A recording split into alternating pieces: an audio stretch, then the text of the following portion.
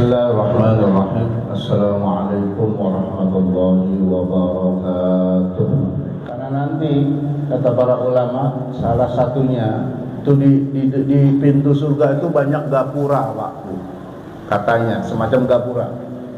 Itu banyak tulisan-tulisan. Salah satunya adalah anti muharramatun lil bakhil. Surga engkau haram dimasuki oleh orang pelit.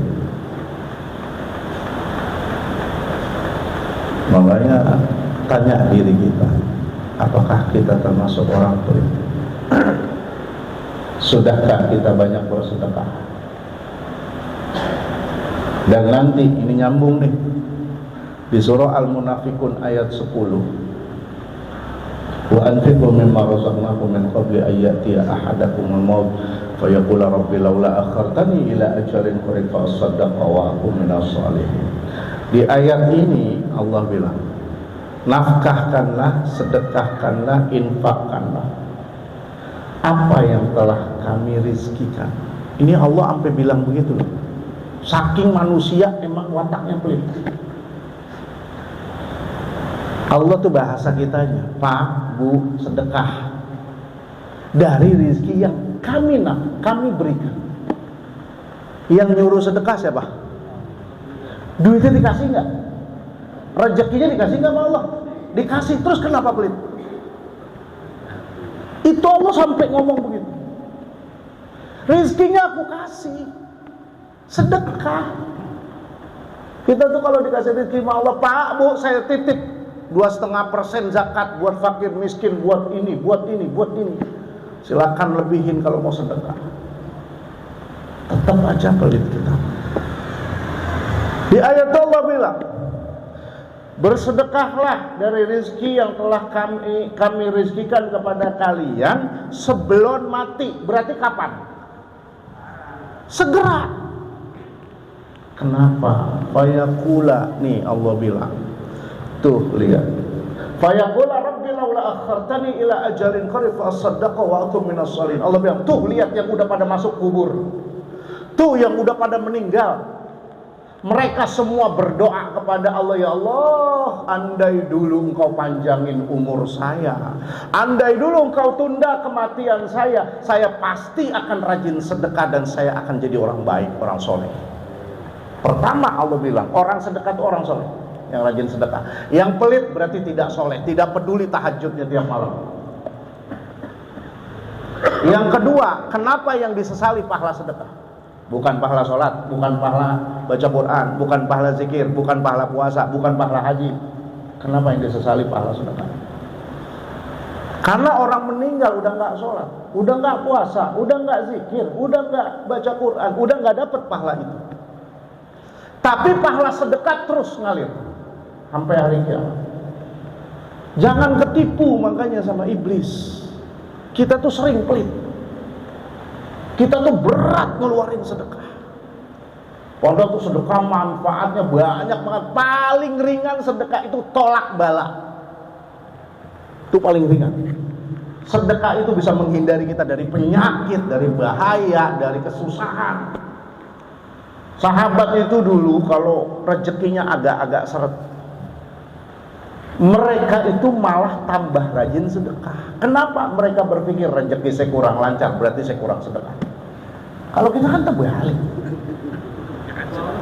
Sedekah lu, entar gua mah kalau punya duit. Salah begitu. Sedekah itu jangan nunggu kaya, tapi bersedekahlah biar kaya. Dan sedekah orang-orang yang dermawan itu ciri orang takwa.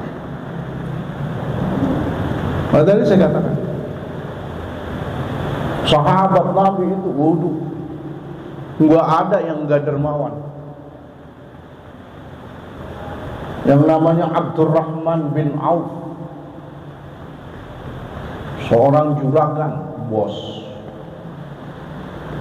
Suatu ketika menghadap Nabi, ya Rasulullah, saya mau sedekahkan semua harta saya, kebun, anak, onta, kuda, banyak properti beliau yang konon kalau dijumlahin sekarang jumlahnya lebih dari 90 miliar. Nabi kaget. Kenapa engkau sedekahkan banyak begini? Hampir semua engkau sedekahkan. Engkau buat keluarga bagaimana? Ada ya Rasul, saya punya Allah. Kenapa engkau sedekah begini? Beliau itu kan salah satu sahabat yang di masa hidupnya sudah dijamin masuk surga. 10 sahabat. Dia udah dijamin masuk surga, tapi mau mensedekahkan hampir seluruh harta. Kenapa? Kata Nabi, ya Rasulullah, aku memang engkau telah, tapi aku dengar dari para sahabat Abdurrahman bin Auf masuk surganya merangkak karena hartanya banyak, ngitungnya ribet. Maka kata Abdurrahman bin Auf, saya tidak mau merangkak ya Rasul, saya mau lari masuk surganya. Makanya saya sedekahkan harta saya nggak mau jadi orang kaya. Tuh. Ini timbang mau jagain lapak agak sembahyang,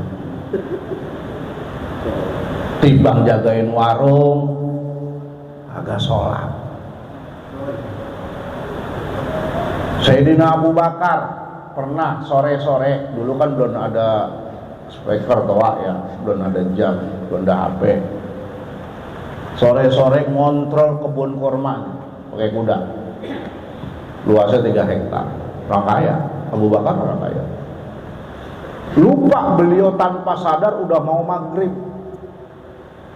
Akhirnya beliau memacu kudanya sekenceng-kencengnya, sholat, ngejar waktu sholat di Masjid Haram bareng Nabi. Sampai masjid ketinggalan 1 rakaat. Masbuh.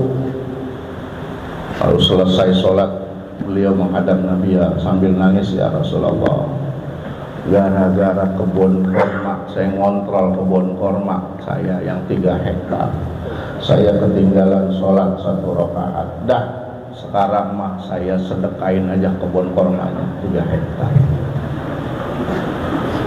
Dan habis itu Abu Bakar 3 hari 3 malam nangis kagak berhenti, ketinggalan 1 rakaat. Sama sama kita ya.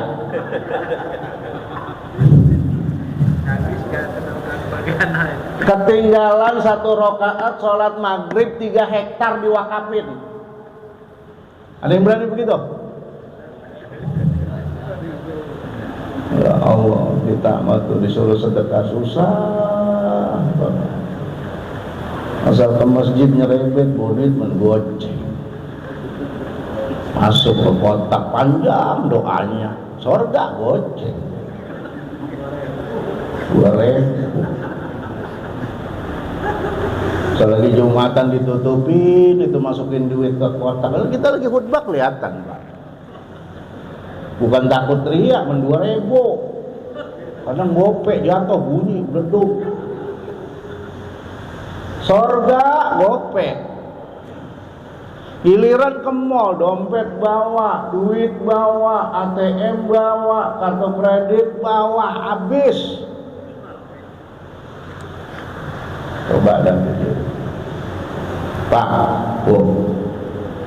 enggak, kita ngomongin rezeki, duit, harta. Harta tuh ada yang busuk, ada yang lapuk, ada yang abadi. Bapak punya duit banyak, makan dah di restoran yang paling enak. Pernah makan di Bandar Jakarta, itu ada lobster yang sekilo bisa 2 juta harganya. Makan deh. Besok pagi keluar apa kagak?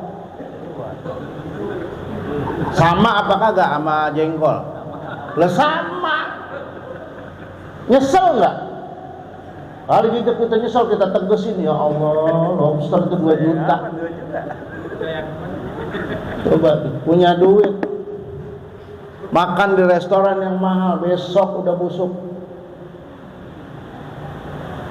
Harta yang kedua, yang lapuk, kita beliin dah pakaian yang mahal setahun 2 tahun dah rusak, beliin motor 5 tahun rusak, beliin mobil 10 tahun rusak, beliin rumah 20 tahun hancur. Kalaupun belum hancur, kita mati buat anak kita. Enggak dibawa mati. Justru harta yang abadi itu yang kita titip-titipin. Dulu ada katanya kiai di Jakarta, nggak mau disebut namanya, saya juga nggak tahu, sampai sekarang nggak tahu namanya. Orang kaya kiai, rajin sedekah orang, masjid, pesantren, anak yatim, santri, musola, majelis taklim. Muridnya itu berheran, Pak, kiai agak sayang aku. Apa kata kiai? Justru gua sayang sama banda gua. Lah, kok dikasih orang? Gua titip, ntar di akhirat gua ambil. Tuh, kalau sayang mah harta, titipin sama yang butuh. Ntar di akhirat gua ambil. Itu katanya begitu. Ya benar juga emang. Coba kalau kita pakai semua sendiri tadi, busuk sama lapuk, iya kan? Coba. Nih makanya ayo rajin sedekah. Ya Allah, kalau saya sebutin sedekah, wah ada bermanfaat. As-sadaqatu tudfi'u ghadabar Rabbi tabaraka wa ta'ala. Sedekah bisa memadamkan murka Allah sama kita. Kita banyak dosa, Pak, banyak dosa. Allah murka sama kita. Kita mungkin mau diturunin teguran, azab, segala macam. Kita sedekah, bisa padam kemarahan Allah sama kita. Ya misalnya kita dosa, karena dosa kita banyak, kita mau dikasih penyakit berat, kita sedekah.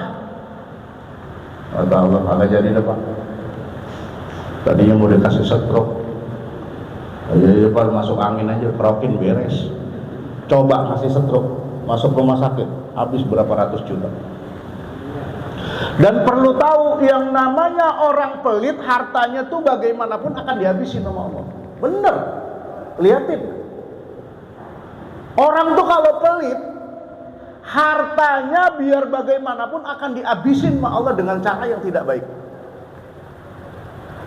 Pelit, anaknya kena narkoba, masuk polisi nebus 200 juta, 100 juta, habis.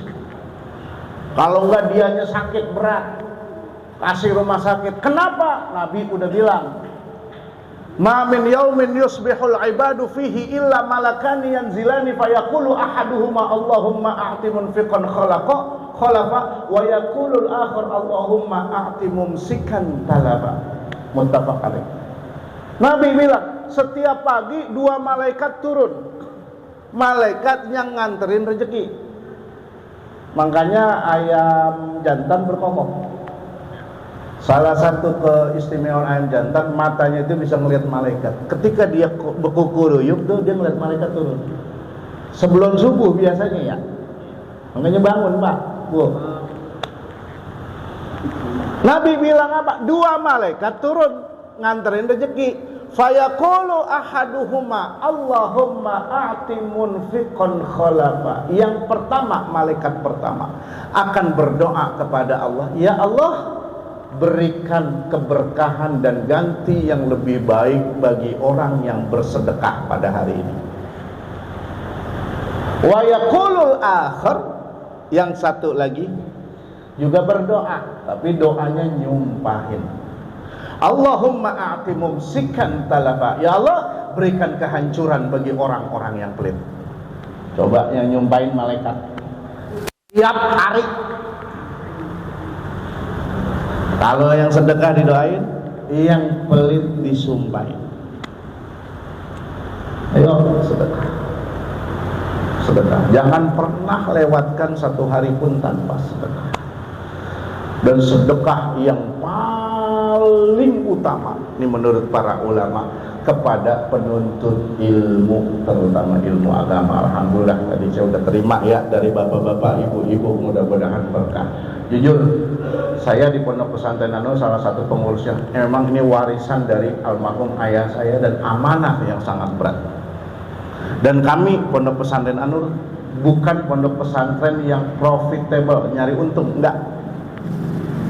Orang-orang pesantren masukkan 20 juta Pak, Darun Najah hampir 30 juta. Lah kita mah cuma 5 juta masuk.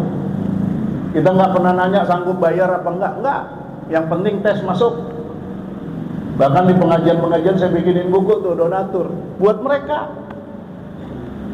Makanya sekarang saya sama ibu saya dan saudara-saudara saya, ibu saya sampai ngomong, orang ngelihat kita enak kali ngurusin pesantren, padahal mah nombokin mulu. Bener. Kadang-kadang ada ya begitu dah orang tua, ada yang nunggak 6 bulan, setahun, ada yang sampai lulus tunggakannya puluhan juta. Ya mereka minta ijazah. Alhamdulillah sampai sekarang mereka masih pada makan. Alhamdulillah, kita juga nggak tahu emang rezeki orang yang lagi nuntut ilmu mah udah dijamin sama Allah. Mungkin salah satunya lewat bapak-bapak, ibu-ibu di sini. Dan insya Allah kalau kita bantu mereka, setiap ilmu yang mereka dapat kita kebagian pahalanya. Itu enaknya sedekah sama orang yang santri sama santri. Itu makanya kata para ulama, sedekah paling utama itu sama orang yang nuntut ilmu agama. Kita bukan ustadz, kita bukan kiai, ntar mereka jadi kiai, kebahagiaan pahalanya kita udah mati juga. Itu begitu. Kalau kita kan kadang-kadang sedekah buat orang kaya. Orang kaya kondangan yang gedean, besok kan gua hajatan dia gedean kondangannya. Ya, harapinnya dibalas. Udah sedekah aja. Makanya kata para ulama, kita kalau ke sedekah tuh kayak tadi itu, kayak orang buang air, udah jadi pikirin, jangan ngarepin apa-apa. Kayak tadi bilang, kita habis makan udang lobster pagi-pagi, kita buang air, ilok kita pikirin itu sedekah begitu. Udah buang aja, ntar urusan Allah yang atur. Nih, makanya Pak, Bu, sampai Allah bilang ciri pertama orang takwa itu dermawan. Di hadis lain Allah bilang orang dermawan itu dekat sama Allah, dekat sama Rasulullah, dekat sama manusia. Orang kan senang kalau manusia tuh senang kalau ada orang dermawan kan. Dekat sama surga, jauh dari neraka.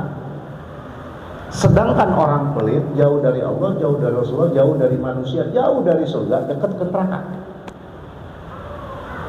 Di hadis lain, makanya saya bilang manfaat sedekah itu sangat. Di hadis lain Nabi bilang kalau kita bersedekah dengan sepotong roti dan membuat orang itu kenyang, roti paling 2.000 gitu, 2.000 merah. Apa kata Rasulullah? Dengan sepotong roti saja itu sudah menjauhkan kita 7 parit dari neraka. 1 parit per lebarnya tuh parit, itu satunya perjalanan 700 tahun. Kali 7 udah 4.900 tahun kita jauh dari neraka. Roti. Makanya Nabi bilang ittaqun nar walau bisyikki tamratin. Takutlah kalian dengan neraka walaupun dengan bersedekah 1 butir korma. Apalagi nasi padang.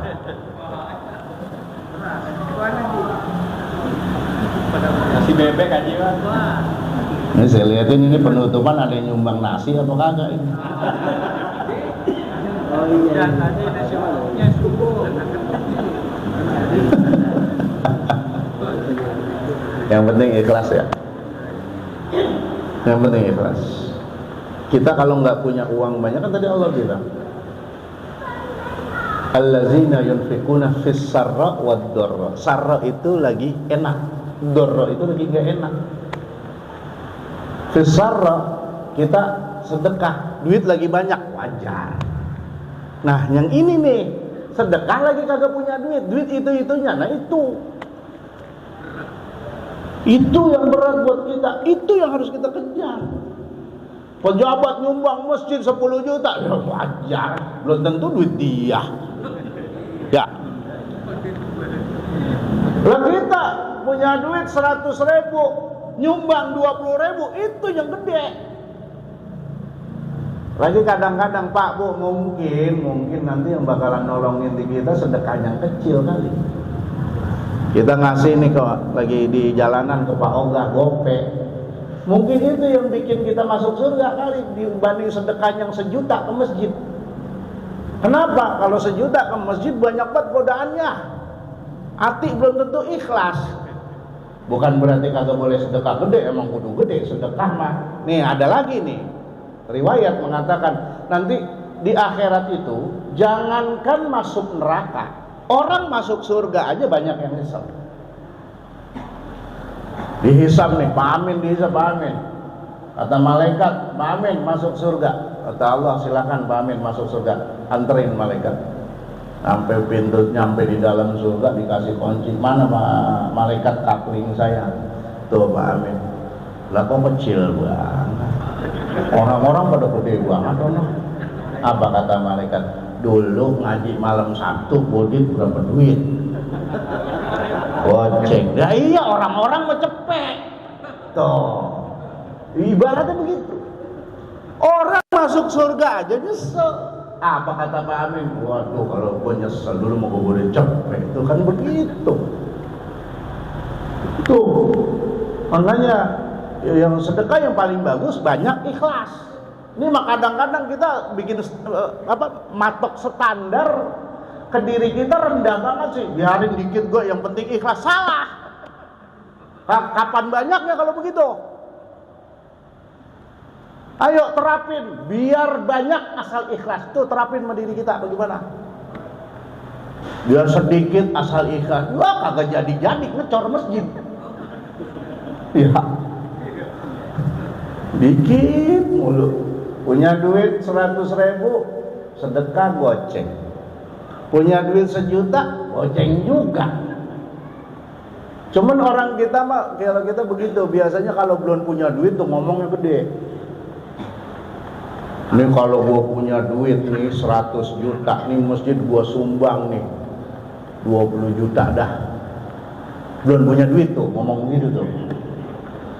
Diaminin sama malaikat, dikasih duit sama Allah 100 juta. Pertanyaan saya, jadi nggak nyumbang 20 juta? Lupa. Ingat. Cuman sayang, 1 juta gua udah gede tuh, begitu kalau kita. Kita tuh sering begitu. Hati-hati. Saya ingetin juga nih, terutama masalah kita mau ke umroh atau haji. Ini jangan buat main nih. Kalau kita pernah ngucap, ya Allah, saya kalau punya rezeki saya mau umroh. Dikasih rezeki sama Allah, nggak jadi umroh. Hati-hati tuh rezekinya. Ada jamaah saya suka pada ngadu, Pak. Karena apa? Kita tuh mau umroh mau haji kan mau bertamu ke rumah Allah. Ya Allah, kalau saya ada rezekinya saya mau bertamu ke rumah Engkau. Kagak jadi. Kira-kira Allah bagaimana? Jamaah saya yang cerita, Ustaz, dulu saya pernah ngucap begitu. Saya kalau punya duit sekian saya mau umroh. Bener, nggak lama dikasih duit tuh sekian, saya punya duit sekian. Saya kagak jadi umroh, saya buat dagang. Ya modal kagak, untung kagak, umroh kagak. Habis. Tuh hati-hati yang begitu-begitu. Ya karena Allah emang ngasih rezeki buat datang ke sono, ngapa dipakai dagang? Tuh hati-hati. Kalau udah punya kaul, punya tekad, ya Allah mudahkan jalannya. Seolah-olah Allah ngomong, lu kemarin minta, udah gua kasih jalan, ngapa buat yang lain? Ya kagak berkah. Ya. Hati-hati, sedekah yang banyak ya. Nanti Pak yang masuk, yang mencegah kita salah dari neraka, salah satunya. Terus ciri yang kedua, kata Allah tadi, wal kaziminal ghaiza, orang takwa itu adalah orang yang mampu menahan marah. Nih bapak-bapak khususnya, Pak, Bu. Kadang-kadang kita itu suka gampang emosi, dikit-dikit marah, dikit-dikit baper, dikit-dikit kesel. Kita kan dikasih akal sama Allah, kita kan dikasih iman sama Allah. Katanya kita beriman, katanya kita umat Nabi Muhammad.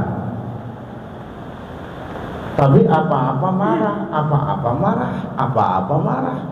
Tuh yang bikin orang pada perang Rusia sama Ukraina lagi perang tuh gara-gara marah. Ya. No, yang lagi pada di Afghanistan masih perang itu gara-gara kesel. Nggak ada orang baik-baik tahu-tahu ngelemparin bom. Bener nggak? Nggak ada orang lagi kalem, lagi nggak emosi, tahu-tahu ngelemparin granat. Nggak ada. Nabi pernah ditanya sama sahabat, ya Rasulullah, apa itu mutiara Islam? Rasulullah dengan tegas menjawab, la tagdob, la tagdob, la tagdob, 3 kali diulang. Walakal jannah. Jangan marah, jangan marah, jangan marah, engkau pasti masuk surga. Berarti kalau yang suka marah-marah kagak masuk surga. Mau dia ulama, mau dia sebutannya kiai, mau sebutannya habib, kalau kerjaannya marah-marah, neraka. Nabi nggak ada Nabi. Pak Bu nih, apa sih yang bikin kita kesel? Coba. Apa sih yang bikin kita sampai segitu emosinya? Kalau kita lihat masalah hidup kita, kita bandingin sama Nabi, jauh. Pernah dikata orang gila? Kita pernah nggak dituduh orang gila? Nggak pernah. Paling bini doang suka begitu. Lu mau PA bang, begitu doang paling. Nabi dituduh orang gila setelah menceritakan peristiwa Isra dan Mi'raj. Lalu namanya disucikan oleh Allah. Pernah kita dituduh orang gila? Pernah diancam dibunuh? Nabi tiap hari. Iya kan? Apa Nabi marah? Enggak. Dilemparin batu di Thaif berdarah-darah. Bahkan malaikat yang jaga gunung nih, malaikat udah gemes, Muhammad, doa sama Allah, saya angkat nih gunung, saya timpa mereka. Apa Nabi bilang? Jangan. Mereka begitu kamu nggak tahu, mereka nggak paham, nanti anak cucu mereka akan beriman. Ini Nabi keningnya, badannya, sampai kakinya udah berdarah dilemparin batu. Coba waktu itu saya yang ditawarin malaikat. Udah jangan pakai lama, Krakatau, Galunggung, Kelut, bawa kemari. Itu kalau saya begitu. Nabi. Suraqah waktu itu, Suraqah bin Malik. Waktu itu Abu Lahab CS bikin sayembara. Siapa yang bisa bawa kepala Muhammad, saya kasih duit. Sayembara. Banyak yang tertarik, pendekar-pendekar. Salah satunya Suraqah. Ambil kuda, bawa pedang, narik Muhammad mana ya gitu. Ada ketemu. Dikejar Rasulullah lari. Sampai begitu udah deket, dijungkalkan kudanya sama Allah. Jatuh. Suraqah jatuh, kudanya jatuh, pedangnya jatuh. Nabi yang udah lari balik Pak, mengulurkan tangannya. Bangun Suraqah, engkau tidak apa-apa. Suraqah tuh sampai sempat tertegun, apa namanya, takjub. Ingat lagi sama duit. Dia naik kuda lagi, dibawa, pedangnya diambil lagi, dikejar lagi Nabi. Begitu lagi. Nabi yang udah lari balik, bangunin. Coba kalau kita, orang lagi bawa pedang ngejar kita, orangnya jatuh, balik bakal gak? Balik. Mau kita injok lehernya. Wah kebeneran lu jatuh nih. Tuh, kalau kita begitu. Nabi sampai Suraqah itu minta maaf. Coba, ayo nih, kita harus bisa ngelola emosi. Pak Bu, ingat, kalau kita emosian nggak bakal masuk surga. Ini udah Nabi udah wanti-wanti sama kita. mau sama istri ke, mau sama anak ke, apa sih yang diributin? Sama tetangga, sama orang lain, apa sih yang diributin? Kita dizolimin orang, ya udah, Gusti ora sare, Tuhan mah kagak tidur. Allah pasti belain orang-orang yang dizolimin, yang penting kita sabar. Ini tadi ya, tibang baru dikatain, tibang baru diomongin, tibang baru dibully, udah pada kesel. Kalau masih begitu Pak Bu, itu kita masih jadi hamba Allah yang amatiran. Tibang naik motor disalib orang, kesel. Ngapain? Mau jadi jagoan, mau jadi pembalap. Kalau mau jadi pembalap, kemarin sono ke Lombok. Ya ke Mandalika sono. Biarin orang mau ugal-ugalan bawa motor, biarin amat. Nah, kalau jatuh kita teprokin gitu aja. Kita makanya coba, pernah kita sholat kayak Nabi lagi sujud, punggungnya dilumurin jeroan ontak, sampai Nabi nggak bisa bangun. Siti Fatimah dari rumah datang ngebersihin, beliau yang angkat sampai nangis. Pernah begitu kita? Kagak ada yang ngelarang kita sholat, nggak ada yang musuhin. Begitu. Nabi yang digituin nggak marah Pak, nggak emosi. Maksud kita, ya Allah, ayo kita kontrol diri kita. Kita besok puasa. Salah satunya kata Nabi, kalau engkau lagi puasa, ada orang ngajak bikin emosi, apa kata Nabi? Bilang ke dia, inni shaim. Maaf Pak Bu, saya lagi puasa. Tapi sampai situ doang, jangan diterusin. Gua lagi puasa, kalau mau ngajak berantem bis buka ntar, jangan. Tungguin di lapangan. Gua anak buang terawih gua tungguin, jangan. Sama aja itu. Wal afina 'anil nas. Orang takwa itu adalah orang yang mudah memaafkan kesalahan orang lain. Kalau kita memaafkan kesalahan orang lain, berarti posisi kita benar ya. Ada orang lain zalim sama kita, maka memang Allah bilang dalam Al-Quran di ayat lain, khuzil afwa wa'mur bil urfi wa a'rid anil jahilin. Maafkan orang yang salah, lalu ajarkan berbuat baik, perintahkan untuk berbuat baik. Wa a'rid anil jahilin, hindari, jauhi orang-orang jahil, orang-orang bodoh. Kalau ada orang salah Pak ke kita, sudahlah maafkan. Apa sih yang perlu dipertahankan mati-matian di dunia kecuali iman? Nah, kadang-kadang kan kita gengsi, salah disuruh minta maaf, gengsi. Ngapain gue minta maaf? Gue tuaan. Nah, kalau urusan salah enggak tua enggak muda Pak, enggak mandang umur Bu. Biar katanya kita aki-aki udah 90 tahun 100 tahun, kalau salah sama bocah lah minta maaf. Tuh.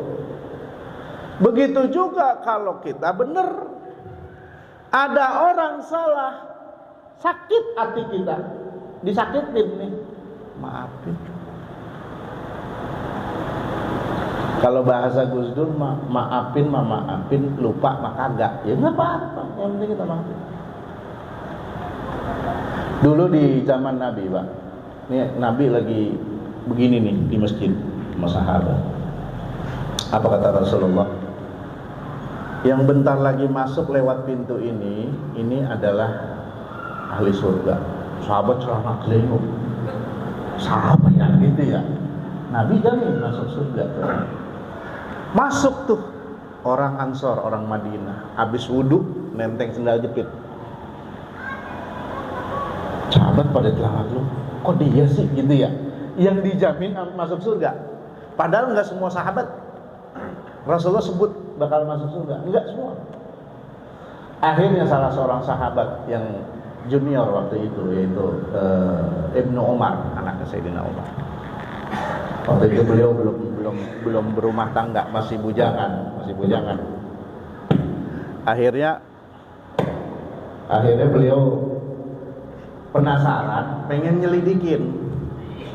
Ngomong ke orang yang tadi yang disebut sama Nabi, Pak, boleh nggak ntar malam saya nginep di rumah Bapak? Oh boleh. Emang kenapa? Wah saya lagi berantem sama bapak saya, gitu. Padahal mau nyelidikin. Udah tuh nginep, selidikin. Dia ngebatin dalam hati.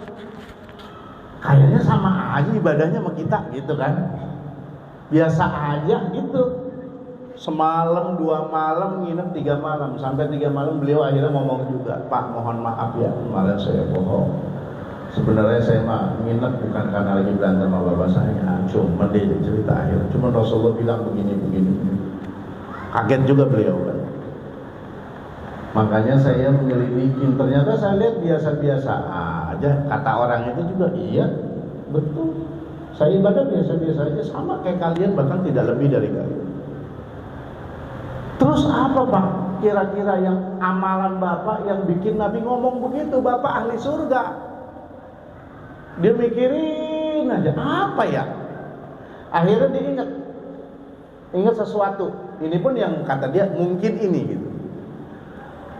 Mungkin ini kali ya, saya itu tiap malam sebelum tidur itu selalu berdoa sama Allah. Ya Allah, tolong ampuni siapapun yang menzolimi saya pada hari ini. Begitu doang. Kalau di hari itu ada yang ngezolimin dia, kata beliau doa sama Allah, ya Allah tolong ampuni dosa-dosa. Jadi dengan amalan yang kelihatan sepele, tapi maknanya dahsyat Pak. Beliau udah berdoa begitu, berarti hatinya bersih, nggak ada dendam, nggak ada marah. Orang ngezalimin dia nggak pikirin. Kalau kita kan mungkin terbalik ya, nggak bisa tidur karena kesel sama orang. Sialan batu Pak Anu, tadi siang gue emosi, kagak bisa tidur itu, dipikirin. Kalau kita mah terbalik. Tadi siang ada orang belanja kagak bayar kabur, dipikirin. Makanya orang takwa itu mudah memaafkan kesalahan orang-orang. Ayo kita begitu. Orang salah sama kita, dia minta maaf, maafin. Atau bahkan sebelum dia minta maaf, bahkan ketika dia tidak minta maaf, maafkan. Bersih hati kita insyaallah. Dan yang terakhir, wallazina idza fa'alu fahishatan aw zalamu anfusahum dzakarullaha fastaghfaru li dzunubihim. Orang takwa itu Pak bukan orang yang enggak punya dosa. Pasti semua manusia punya dosa. Tapi orang takwa itu, Allah itu ketika kita bikin dosa, ingat saya pernah cerita antara iblis dan Nabi Adam kan. Allah itu ketika kita bikin dosa, yang paling Allah tunggu adalah respon kita. Kata Imam Sufyan As-Tsauri, iblis bikin salah, Nabi Adam pun bikin salah. Iblis diusir dari surga, Nabi Adam diusir dari surga. Tapi kenapa Allah ampuni Nabi Adam, tapi iblis tidak? Ini karena respon mereka berdua. Ketika ditanya oleh Allah, iblis, kenapa engkau tidak sujud kepada Adam padahal aku suruh? Iblis merespon dengan cara yang Allah tidak suka. Pertama, iblis enggak ngaku salah. Yang kedua, iblis menyombongkan diri. Iblis bilang, ana khairun minhu khalaqtani min nar wa khalaqtahu min tin. Aku nggak mau sujud sama Adam ya Allah karena aku lebih baik dari Adam. Karena dia kan udah ahli ibadah di surga. Khalaqtani min nar wa khalaqtahu min tin. Engkau ciptakan aku dari api, engkau ciptakan Adam dari tanah. Saya jelas lebih baik. Ini kalimat ini yang membuat Allah tidak mengampuni iblis. Maka kita jangan nurutin. Jangan pernah merasa lebih baik dari orang lain. Jangan pernah merasa sombong, paling soleh, paling pinter, paling kaya, paling terkenal. Nggak boleh. Itu namanya sombong. Dengan menyepelekan orang lain. Nabi Adam ketika ditanya, Adam, kenapa engkau makan buah itu? Padahal aku bilang, kata Allah, jangan kau dekati. Malah makan. Apa bagaimana respon Nabi Adam? Rabbana zalamna anfusana wa illam taghfir lana wa tarhamna lanakunanna minal khasirin. Ya Allah, kami telah menzalimi diri kami sendiri. Kalau engkau tidak ampuni kami termasuk orang-orang yang merugi. Apa yang menjadi respon Nabi Adam sangat disukai Allah, yaitu ngaku salah. Ingat, ngaku salah. Dan Adam tidak pernah nyalahin iblis. Kita tahu Nabi Adam makan buah itu kan digoda iblis. Tapi apa pernah dengar kita Nabi Adam ngomong, ini gara-gara iblis brengsek ya? Enggak pernah. Nabi Adam bilang, saya zalim. Saya menzalimi diri saya sendiri, ya Allah, ampuni saya ya Allah. Kalau engkau tidak ampuni, saya termasuk orang zalim. Tuh respon dia. Kalau salah bahkan Nabi bilang setan aja kagak boleh kita salahin. Gara-gara setan, brengsek. Dulu setan curhat, iblis sama Nabi. Ya Rasulullah, saya heran dengan umatmu. Kenapa iblis? Kok kalau bikin dosa saya mulu disalahin? Baper dia.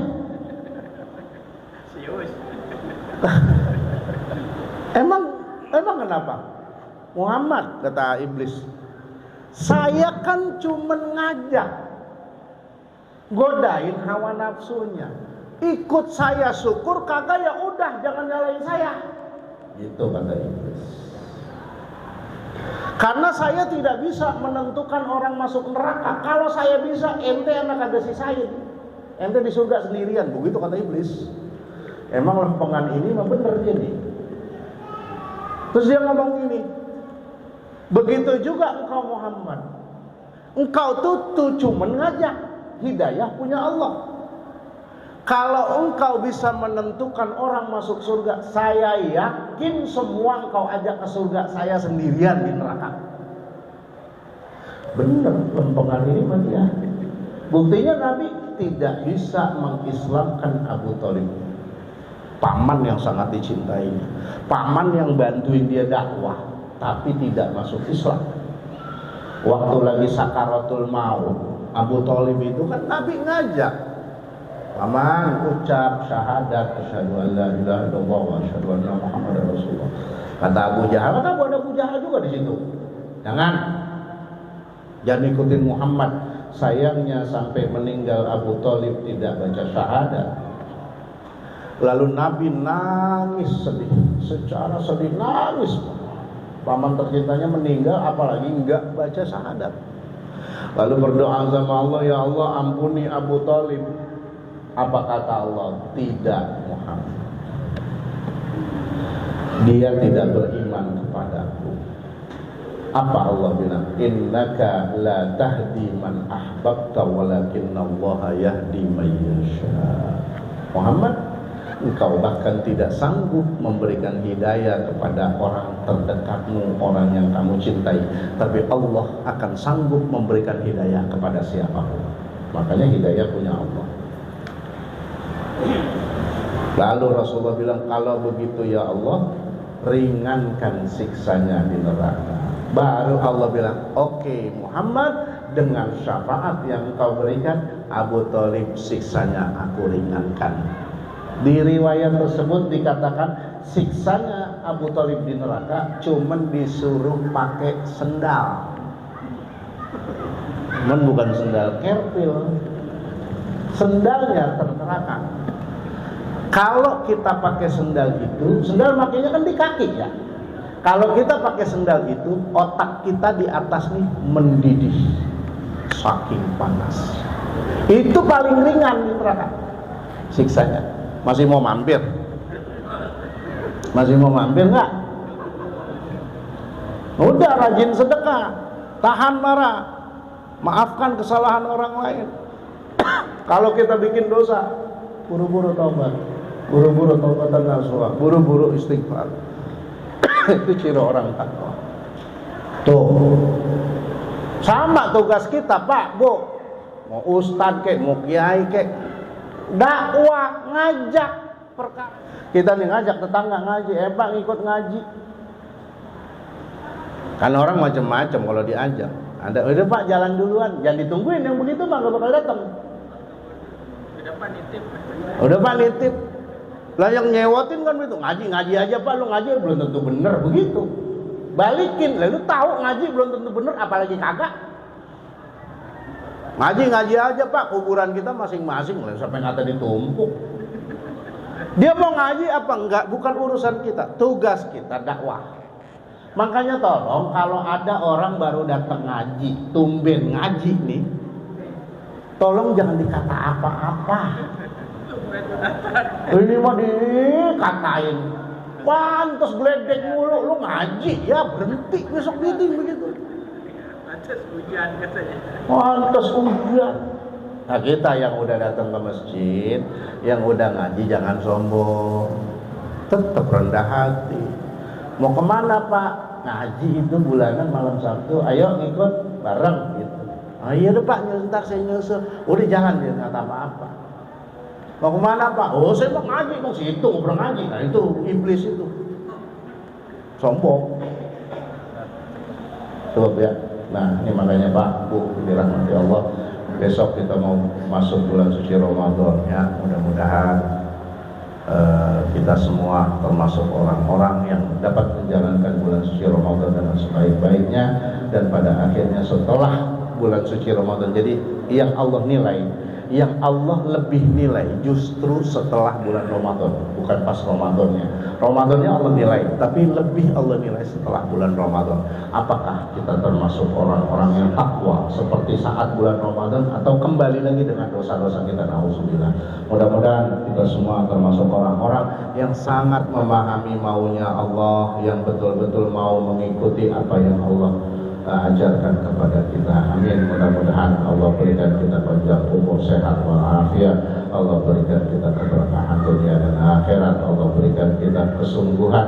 Allah berikan kita kekuatan fisik, mental, rezeki dan lain sebagainya.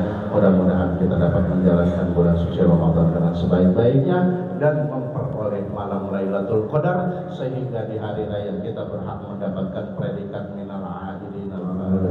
Assalamualaikum warahmatullahi wabarakatuh.